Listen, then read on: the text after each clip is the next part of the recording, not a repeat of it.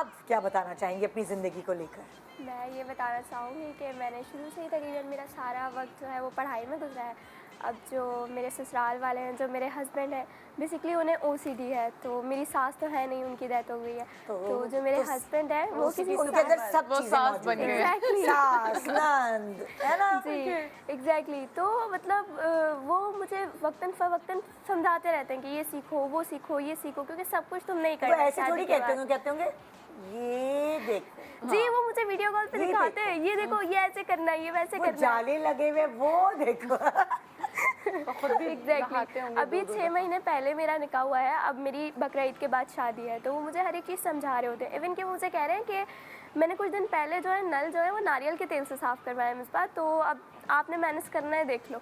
उसके बाद अभी हमारी थोड़े दिन पहले ही बात हुई थी, तो मुझे कह रहे हैं मैंने सफ़िया से कह के जो 2 छत्ती है ना उसको मैंने साफ़ कराया, वो भी किचन की। मैंने कहा हाँ, इतना फोबिया एक मर्द को यार ये होता तो है, बहुत अच्छी बात है, उन्हीं मतलब पे एक डाल दो। औरत को तो होता है, लेकिन एक मर्द को भी वाकई इतना फोबिया होता है अच्छी बात है, सफाई का। कुछ तो आदमियों को अब मैंने तो कभी काम किया नहीं घर में, उनकी क्योंकि- अम्मी जब हयात थी तो वो भी ऐसी तरह की थी। अक्सर वो ट्रांसफर होता है बेटा बच्चों। ओसीडी एक बीमारी है जिसमें सफाई देखिए का खौफ ओसीडी होता है। बहुत ज्यादा शदीद वाली बीमारी है, ये तो ओसीडी नहीं है यार, नहीं ये तो कह सफाई रही है वाला उनको है। नहीं OCD नहीं है। बहुत इतने ज्यादा लोग है। आराम से ओसीडी कह देते हैं, ओसीडी कुछ और ही है। बहुत, मैं यही कह रही नहीं हूँ, वो तो बात उसकी आप तो सही कह रही बीमारी है, का मतलब वो इलाज वीडियो कॉल पे चाहिए। दिखाते हैं, देखो इसको मैंने ये देखा, इतनी सी भी डस्ट है, इसको मैंने ऐसे साफ किया है, इसको मैंने ये किया है, वैसे किया है, इधर ये हो गया था तो मैंने वैसे किया है। अब जब उन्होंने मुझे नल वाली बात बताई मैं शॉक्ड, मैंने कहा ठीक है ये अच्छी टिप है यार, कसम से जंग नहीं लगता, बहुत अच्छी। जी जी मैं परेशान इस वजह से क्योंकि मैंने कभी काम कह रही किया मैं नहीं कैसे घर करूँगी में। इतना काम। और मेरा वो तो शादी के फर्स्ट बाद क्लास एक्सपेक्ट कर रहे हैं कि एक्सपीरियंस फिर आप सारा टेक ओवर करेंगे। इसीलिए तो बता वो रहे हैं। कंटिन्यू नहीं करना चाहते शादी के बाद कि मैं चलो सफाई मैं ही देखता रहूंगा।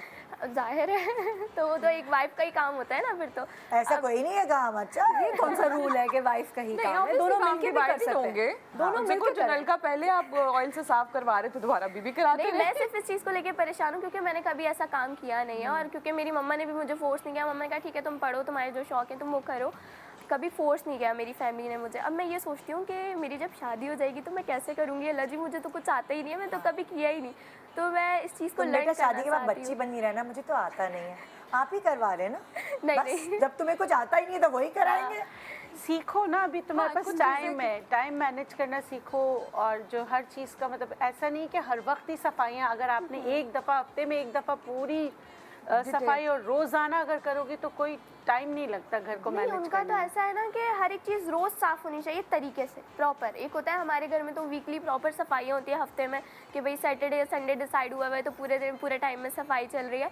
वहाँ ये है कि रोज़ होगा सब कुछ। कराची में हफ्ते वाला सीन तो नहीं, है ही रोज़ नहीं, होता है। जो कि बात है। आप हफ्ते में एक दफ़ा दो दफ़ा कराची में घर साफ नहीं रख सकते अगर आप एक या दो दफ़ा सफाई कर रहे हैं।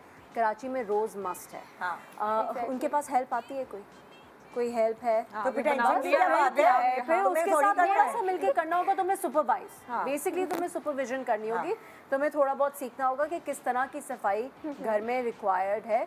फिर हेल्प तो है, तुमने बस थोड़ा सा Help से उसको करवाना है। देखना Time है हाँ, कि management वो आना सही है। कर रही Time है। management, एग्जैक्टली और पता है देखो एक सच्ची बात है, अगर आपका पार्टनर अच्छा है, आपके साथ मुखलिस से प्यार बिल्कुल करने वाला है, सही। तो ये बहुत छोटी छोटी चीज़ें हैं ज़िंदगी में, बिल्कुल। ये मैटर नहीं करती हैं।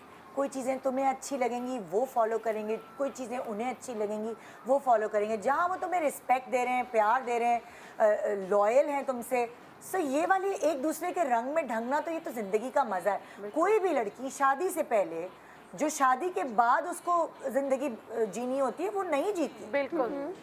ठीक है ना, बच्चों के बाद जो जिंदगी जीनी होती है वो बच्चों से पहले नहीं जीती।